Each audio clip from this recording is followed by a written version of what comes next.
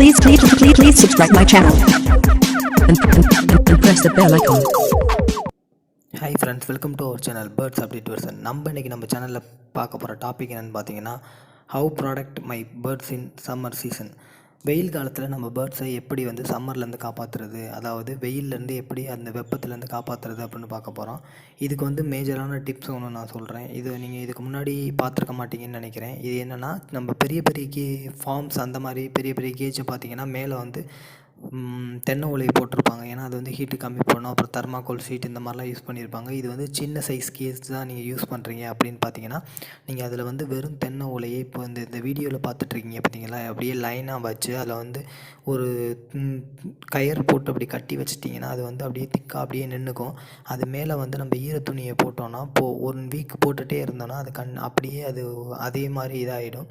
அதுக்கப்புறம் செட் ஆகிடும். அதுக்கப்புறம் பார்த்திங்கன்னா நம்ம அந்த ஈரத்துணியை நம்ம டெய்லி அது மேலே போடும் போல் நம்மளோட அந்த கேஜோட மெஸ் கண்டிப்பாக துருப்பிடிக்காது. ஏன்னா அது மேலே இருக்க அந்த ஓலையில் ஈரத்தை இழுத்துக்கும். ஒரு துணியை தண்ணியில் நனைச்சிட்டு நல்லா பிழிஞ்சு அதில் போடும் போல் பார்த்திங்கன்னா அந்த ஈரம் அந்த ஓலையில் பட்டு அந்த ஓலையில் ஓலை நமக்கு ஹீட்டை டைரெக்டாக காங்கிரீட்லேருந்து கீழே இறங்க விடாமல் நமக்கு தடுக்கும். அது மூலமாக பேர்ட்ஸ் எப்போ ரொம்ப ஹீட்னால் பாதிக்கப்படாது. ஏன் இதெல்லாம் நம்ம பண்ணணும்னா, பேர்ட்ஸ் மேக்ஸிமம் வெயில் காலங்களில் அதிக டிசீஸ் வர வாய்ப்பு இருக்குது. டிசீஸ்னால் சடன்லி டெத் ஆயிரும்.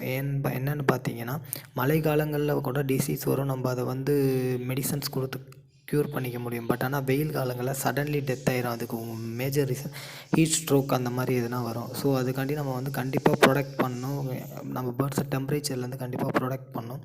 இது மூலமாக நமக்கு நிறைய பெனிஃபிட்ஸ் இருக்குது. என்னென்னு பார்த்தீங்கன்னா, நம்ம கேஜோட டெம்பரேச்சரை எவ்வளோ தூரம் மெயின்டைன் பண்ணுறோமோ அதை பொறுத்து தான் நமக்கு ப்ரீடிங் ரிசல்ட்டும் கிடைக்கும். ஏன்னா நம்ம இந்த மாதிரியெல்லாம் பண்ணும் போல தான் அது அந்த சம்மர் டைமில் மேக்ஸிமம் நம்ம ப்ரீடிங் பண்ணக்கூடாது.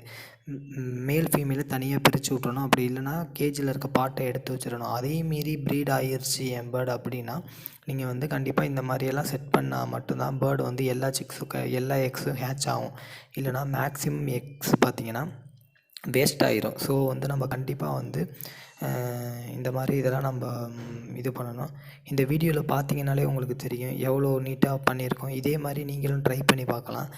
இது மாதிரி பண்ணும்போது இது நல்ல ரிசல்ட் கொடுக்குது நமக்கு. ஏன்னா பேர்ட்ஸ் வெயில் நேரங்களில் பார்த்திங்கன்னா, மதியான நேரங்களில் பார்த்திங்கன்னா ரொம்ப சோர்ந்து போய் உட்காந்துருக்கும். அது மட்டும் இல்லாமல் மற்ற டிப்ஸ்ன்னு பார்த்திங்கன்னா, இப்போது இந்த வெயில் காலங்களில் குளுக்கோஸ் பவுடரை வாட்டரில் கலந்து வைக்கலாம். அது மூலமாக பேர்ட்ஸ் கொஞ்சம் டீஹைட்ரேட் ஆகுறது குறையும். டீஹைட்ரேட்னா பேர்ட்ஸோட உடம்புல இருக்க வாட்டர் கண்டென்ட் ரொம்ப கம்மியாயிரும். அதனால் பேர்ட்ஸ் இறக்கிறதுக்கு வாய்ப்பு இருக்குது.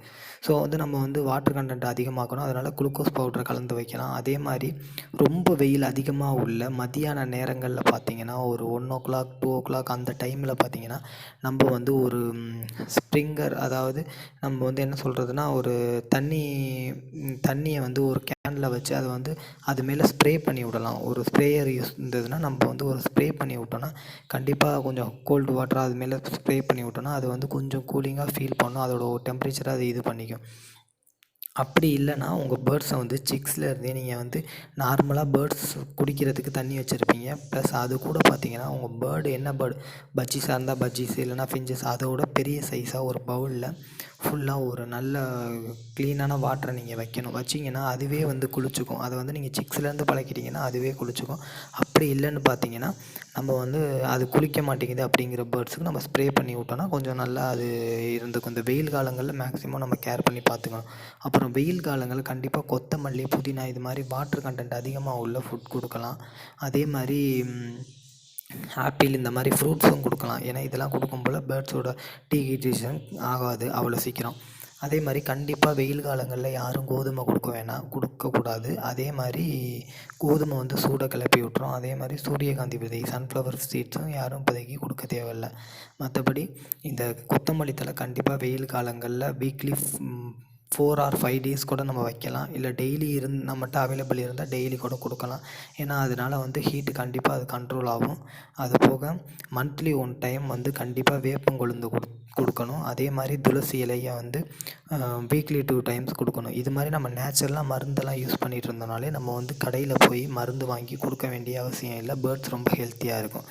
நம்ம சேனலில் பேர்ட்ஸ் பற்றி நிறையா வீடியோ போட்டிருக்கோம். உங்களுக்கு வீடியோ பிடிச்சிருந்தா லைக் பண்ணுங்கள். இந்த மாதிரி வீடியோ பார்க்கணுன்னா கீழே டிஸ்கிரிப்ஷனில் லிங்க் கொடுக்குறேன்.